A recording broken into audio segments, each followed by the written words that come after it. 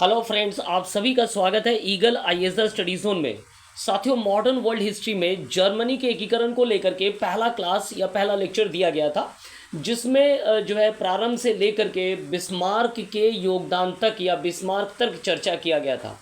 आज हम लोग जर्मनी के एकीकरण के पार्ट 2 को लेकर के डिस्कशन करेंगे। किस प्रकार जर्मनी का 3 चरणों पर एकीकरण हुआ, उन चरणों को लेकर के डिस्कशन करेंगे। किन किन देशों ने इस युद्ध में भाग लिया और कौन कौन सी महत्वपूर्ण संधि जो है जर्मनी के एकीकरण के दूसरे चरण में हुआ था, उसको लेकर के डिस्कशन करेंगे। और किस प्रकार बिस्मार्क के द्वारा एक कूटनीति के माध्यम से पूरे यूरोप में ये सिद्ध कर दिया गया कि वे एक अच्छे कूटनीतिक नेता भी थे और जो है जर्मनी के एकीकरण में जो उनकी एक प्रमुख भूमिका भी है। तो ये सभी पॉइंट्स को लेकर के क्या करेंगे, आज हम लोग यूनिफिकेशन ऑफ जर्मनी पढ़ेंगे। तो चलिए प्रारंभ करते हैं।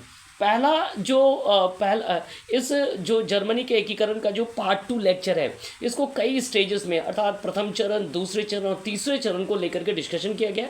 उनके महत्वपूर्ण संधियों को लेकर के डिस्कशन करेंगे और इस युद्ध में और इन चरणों में जो देश ने भाग लिया था, जो युद्ध के परिणाम हुए, उनको लेकर के क्या करेंगे, डिस्कशन करेंगे। चलिए, तो सबसे पहले जो युद्ध प्रारंभ किस प्रकार हुआ, जो पहला चरण, जो फर्स्ट स्टेज जो प्रारंभ हुआ था, वो डेनमार्क, प्रशा और ऑस्ट्रिया, इन तीनों के मध्य जो है अंतर संघर्ष के कारण क्या हुआ, ये युद्ध प्रारंभ हो गया। अब क्या कुछ हुआ, कैसे प्रारंभ हुआ, उसको लेकर के डिस्कशन कर लेते हैं। सबसे पहले सेल्सविग और हॉलस्टाइन के जो राज्य हैं, ये दोनों राज्य क्या हैं, डेनमार्क के अधीन थे। अब इन दोनों राज्यों की जो डेमोग्राफिक स्थिति है वो अलग है। हॉलस्टाइन में जो है जर्मनीज थे, अर्थात वहाँ जर्मनों की संख्या अधिक थी। वहीं सेल्सविग में जर्मन के साथ साथ डेनमार्क के लोग भी रहते थे। तो इस प्रकार इन दोनों का कल्चरल क्या था, विभेद था और विचारों में भी विभेद पाया जाता था। अब ये दोनों शुरुआती दौर में क्या है, 1852 के जो लंदन सम्मेलन हुआ था, वहाँ ये कहा गया था कि डेनमार्क जो है इसका विलय कभी नहीं करेगा, लेकिन ये दोनों उनके पास रहेगा। तो इसी हिसाब से ये डेनमार्क के पास थे। लेकिन ये झगड़े की समस्या या जो प्रॉब्लम अराइज हुआ, वो कहाँ से अराइज हुआ, वो प्रॉब्लम अराइज हुआ 1863 में अराइज हुआ। 1863 में फेडरिक सेवन जिन्होंने नया कॉन्स्टिट्यूशन लेकर के जब आए, डेनमार्क के शासन थे, तो उन्होंने हॉलस्टीन को जो है डेनमार्क में मिला लिया। और हॉलस्टीन में जैसा कि मैंने कहा कि जैसा कि कहा गया है कि डेमोग्राफी जो है वहाँ जर्मनों की संख्या अधिक थी, तो वहाँ से विरोध करना, प्रदर्शन शुरू हो गया। बिस्मार्क जो कि इसे प्रशा में मिलाना चाहता था, इन दोनों राज्यों को, चाहे वो हॉलस्टीन हो या सेल्सविग हो, दोनों को प्रशा में वो मिलाना चाहता था, तो उसे प्रॉब्लम शुरू हुआ और उसने डेनमार्क को रोकने के लिए चतुराई भरा समझौता किया।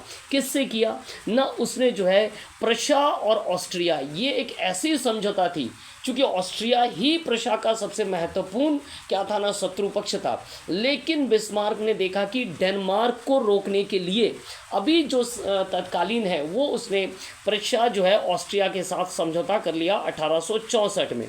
और इसमें कहा गया, इस समझौते के दौरान ये निकल करके आया कि दोनों राज्यों को लेकर के पहले समझौता किया जाएगा, उसके बाद ही कोई निर्णय लिया जाएगा। और ये कहते हुए जो है ये दोनों आपस में जुड़ गए। अब इन दोनों ने जो है क्या है ना, डेनमार्क के साथ क्या हो गया, जॉइंट, इन दोनों की जो सेना है, इन दोनों ने मिल करके जो है क्या है, डेनमार्क के ऊपर आक्रमण किया और अंततः डेनमार्क जो है क्या हुआ, पराजित हुआ। और अक्टूबर 1864 में वियना में एक संधि हुई, जिसके तहत डेनमार्क को सेल्सविग, हॉलस्टीन और लॉवेनबर्ग का जो क्षेत्र है, वो ऑस्ट्रिया और प्रशा को जॉइंट हाथों में देना पड़ा। क्योंकि इससे पूर्व भी मैंने कहा कि ऑस्ट्रिया और प्रशा दोनों एक दूसरे को 1864 में एक समझौता कर लिए कि कोई भी ये जो दो राज्य हैं, हॉलस्टीन और सेल्सविग की, जो भी विचार किए जाएंगे वो परस्पर समझौते के मध्य किया जाएगा। और तब इन्होंने डेनमार्क पर आक्रमण किया और डेनमार्क जो है पराजित होकर के इनके साथ एक समझौते पर आए और उन्होंने इन क्षेत्रों को ऑस्ट्रिया और प्रशा के हाथों में लौटा दिया।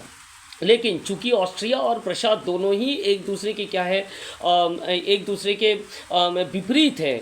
चूंकि ऑस्ट्रिया का प्रभाव जो है जर्मनी के कई राज्यों पर था, और प्रशा या बिस्मार्क ये चाहता था कि इन राज्यों से ऑस्ट्रिया को विमुक्त करना है और जर्मनी का एकीकरण है। तो ये तभी पॉसिबल है जब वो ऑस्ट्रिया से क्या करेंगे ना, अपने आप को हटाएंगे। फिर भी ये जानते हुए भी बिस्मार्क और ने जो है ऑस्ट्रिया के साथ एक टेम्पररी समझौता किया था, ताकि इस समय जो है वो डेनमार्क को हटाते हुए क्या करें ना, इन क्षेत्रों को जो है दोनों के हाथों में आ गया, अर्थात ऑस्ट्रिया और प्रशा के दोनों के हाथों में सेल्सविग, हॉलिस्टाइन, लॉवेनबर्ग का क्षेत्र आ गया। अब ऑस्ट्रिया के सामने या जो प्रशा के सामने जो सबसे बड़ा समस्या था वो था ऑस्ट्रिया था। अब दूसरा क्या हो गया कि प्रशा और ऑस्ट्रिया में तुरंत मतभेद प्रारंभ हो गया। इस मतभेद के तहत ही जो है एक समझौता हुआ था जिसे कहा जाता है गेस्टाइन समझौता। चलिए अब बात करेंगे गेस्टाइन समझौता को लेकर के। तो गेस्टाइन समझौता कब हुआ? 1865 में जो है गेस्टाइन समझौता हुआ, जिसमें ऑस्ट्रिया और प्रशा के बीच में ये समझौता हुआ। और इस समझौते के तहत जो लॉवेनबर्ग का क्षेत्र है और जो सेल्सविग का क्षेत्र है वो प्रशा को प्राप्त हुआ। कील का जो बंदरगाह है वो प्रशा और ऑस्ट्रिया दोनों के पास ही रहा, लेकिन वहाँ प्रशा के द्वारा किलेबंदी नहीं किया जाएगा। तो इस प्रकार क्षेत्रों का क्या हो गया, बंटवारा हो गया। हॉलिस्टीन का जो क्षेत्र है वो किसके पास चला गया? ऑस्ट्रिया के पास चला गया। तो गेस्टाइन समझौते के तहत ये जो 3 प्रदेश थे उनका क्या हो गया, वितरण हो गया। एक बार फिर से हम लोग इसको लेकर के डिस्कशन कर लेते कि गेस्टाइन समझौते में क्या हुआ ना। गेस्टाइन समझौते में जो हॉलिस्टीन का क्षेत्र है वो ऑस्ट्रिया को मिला, और लेवेनबर्ग और सेल्सविग का जो क्षेत्र वो प्रशा को मिला, और जो कील का बंदरगाह है उन दोनों का ही अधिकार रहा। और यहाँ किलेबंदी जो है प्रशा के द्वारा नहीं किया जाएगा। और दोनों के सम्राट विलियम और फ्रांसिस जोसेफ के मध्य ये गेस्टाइन समझौता हुआ था। और इस प्रकार जो फर्स्ट स्टेज ऑफ जो यूनिफिकेशन है जर्मनी का वो क्या हुआ, समाप्त हुआ। और प्रशा को लॉवेनबर्ग, सेल्सविग का क्षेत्र प्राप्त हुआ, और कील के बंदरगाह का भी क्या मिला, अधिकार प्राप्त हुआ। इस संदर्भ में बिस्मार्क का एक कथन जो है बहुत महत्वपूर्ण माना जाता है। और बिस्मार्क ने फर्स्ट स्टेज ऑफ यूनिफिकेशन के समय जब पूरा हुआ तो उन्होंने कहा था कि दरार को मैंने जो है कागज़ से ढक दिया, अर्थात थोड़ी देर के लिए जो प्रशा और ऑस्ट्रिया के मध्य दरार था उसको ढकने के लिए क्या किया गया ना, गेस्टाइन का समझौता किया गया। क्योंकि अगर गेस्टाइन का समझौता नहीं किया जाता तो हो सकता है युद्ध लंबा चला जाता। तो इस स्थिति को रोकने के लिए गेस्टाइन का समझौता करते हुए इस चीज़ को ढक दिया गया। तो उस समय जो है बिस्मार्क के द्वारा ये कथन कहा गया था कि दरार को कागज़ में ढक दिया गया। अब इस स्टेज के बाद सबसे बड़ी उपलब्धि क्या थी? इस स्टेज के बाद सबसे बड़ी उपलब्धि थी बिस्मार्क जो है एक वर्ल्ड लीडर के तौर पर जो है दृश्य पटल पर आ चुका था। चलिए अब बात करेंगे सेकेंड स्टेज को लेकर के। सेकेंड स्टेज में 2 महत्वपूर्ण राष्ट्र प्रशा और ऑस्ट्रिया के बीच में जो है क्या हुआ ना, युद्ध हुए, और उसके फलस्वरूप जो है आगे जा कर के प्राग की संधि हुई। तो ये इम्पॉर्टेंट है। और इस संधि को जाने से पूर्व जो है हम ये देखेंगे कि उस समय यूरोप में जो महत्वपूर्ण पावर थे उनकी स्थिति क्या थी, या जो जर्मनी या प्रशा के आसपास के जो पावर्स थे वो क्या कर रहे थे। जैसे इंग्लैंड उस समय जो है शानदार अलगाववाद, अर्थात वो अलग थलग थे, उनकी रुचि इन सब चीज़ों पर काफ़ी कम थी। रशिया जो है क्रीमियन वार में जो है रशिया जो है प्रशा क्रीमियन वार में चूँकि प्रशा निष्पक्ष रहा था, और इसके साथ पोलैंड के विद्रोह में भी रशिया का साथ दिया था, इसलिए रशिया ने जो है प्रशा को समर्थन दिया था। और इस संदर्भ में बिस्मार्क को रशिया का समर्थन प्राप्त हुआ था। वहीं अगर हम बात करें फ्रांस की, तो फ्रांस के नेपोलियन थर्ड के साथ जो है ब्यूरिज में भेंट करके नेपोलियन से भी तटस्थ रहने का आश्वासन जो है बिस्मार्क ने प्राप्त कर लिया था। तो ये बिस्मार्क की बहुत बड़ी कूटनीति है कि उसने पहले रशिया का समर्थन प्राप्त किया, फिर फ्रांस के नेपोलियन थर्ड्स में ब्यारीज में जाकर के भेंट किया और उससे जो है तटस्थ रहने का आश्वासन प्राप्त कर लिया।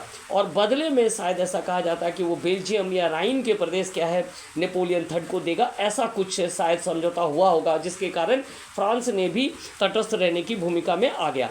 और इसके साथ साथ पिडमोंट प्लस सर्डिनिया या इटली जिसे हम कहते हैं, ऑस्ट्रिया के विरुद्ध सर्डिनिया और प्रशा में भी जो है 1866 में कहा जाता है गुप्त समझौता हुआ था, जिसके तहत जो है इटली ने भी प्रशा का साथ दिया था। और आपने आगे चल करके देखा कि सेडोवा के युद्ध में पराजित होने के बाद जो है प्रशा के द्वारा वेनेसिया का क्षेत्र जो है इटली को दे दिया गया था।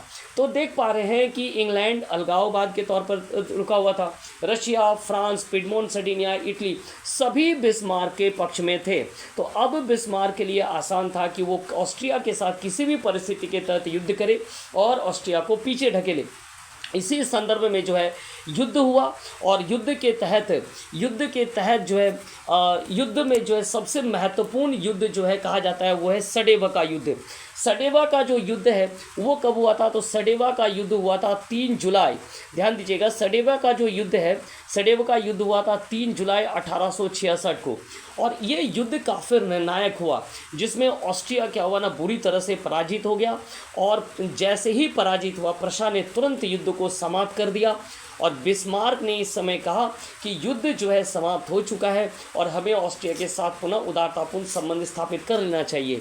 यहाँ एक बहुत महत्वपूर्ण बात कही जाती है कि सडेवा के युद्ध के तुरंत बाद बिस्मार्क ने जो आगे कोई कार्रवाई नहीं किया और तुरंत युद्ध को समाप्त कर दिया। इसका क्या कारण हो सकता है? इसका कारण ये हो सकता है कि इस युद्ध में यूरोप के कई और राष्ट्र जो है इन्वॉल्व हो जाए। चूँकि युद्ध जो है एक प्राप्ति के साथ जो उद्देश्य था पूरा हो चुका था, तो बिस्मार्क ने ये सोचा कि इसे लंबा ना खींचते हुए तुरंत क्या कर दिया जाए, समाप्त कर दिया जाए। और इसके बाद ही जो है प्राग की संधि होती है। प्राग की संधि काफ़ी महत्वपूर्ण माना जाता है। प्राग की संधि जो है अगस्त 1866 में जो है ऑस्ट्रिया और जो प्रशा के मध्य होता है, इसमें प्रशा को काफ़ी कुछ प्राप्त हो जाता है। तो क्या कुछ प्राप्त होता है उसको लेकर के डिस्कशन करेंगे। प्राग की संधि में क्या कुछ हुआ? ऑस्ट्रिया ने जर्मन परिसंघ को, ध्यान दीजिए, ऑस्ट्रिया ने जर्मन परिसंघ को जो है समाप्त कर दिया।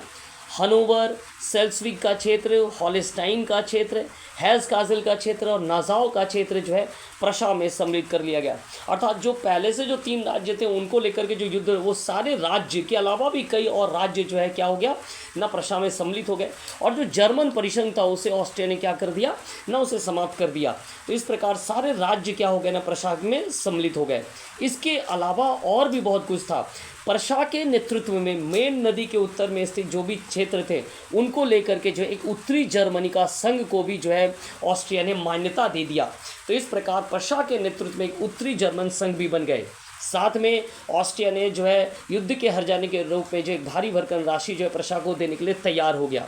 तो इस प्रकार इस युद्ध के बाद अर्थात सेडेवा के युद्ध और प्राग की संधि के बाद जो है दूसरा चरण भी समाप्त हो जाता है और प्रशा को जो है 27,000 वर्ग मील से अधिक का जो है भूभाग प्राप्त हो जाता है। कील का बंदरगाह भी प्राप्त हो जाता है और उत्तरी जर्मनी का एक परिसंघ बनता है, जिसका अध्यक्ष कौन रहता है ना, प्रशा रहता है। कहा जाता है कि इस युद्ध में इतिहासकार कहते हैं कि सेडोवा की जो भूमि पर युद्ध हुआ, इसमें युद्ध तो ऑस्ट्रिया के साथ हुआ, युद्ध हारा ऑस्ट्रिया, लेकिन कहा जाता है कि इसमें नेपोलियन का प्रभाव जो है वो समाप्त हो गया, क्योंकि बस अब जो है नेपोलियन ही बचा हुआ था और ऑस्ट्रिया जो है लगभग जो है बिस्मार्क के द्वारा उसके प्रभाव को समाप्त कर दिया गया था। और नेपोलियन यहाँ पर जो है चुपचाप जो तटस्थ की भूमिका निभाए, इससे उनकी इस छवि को जो है थोड़ा क्या हो गया था, धूमिल हो गया था। चलिए अब बात करेंगे इसी संदर्भ में जो सबसे महत्वपूर्ण है, उत्तरी जर्मन संघ का निर्माण हुआ।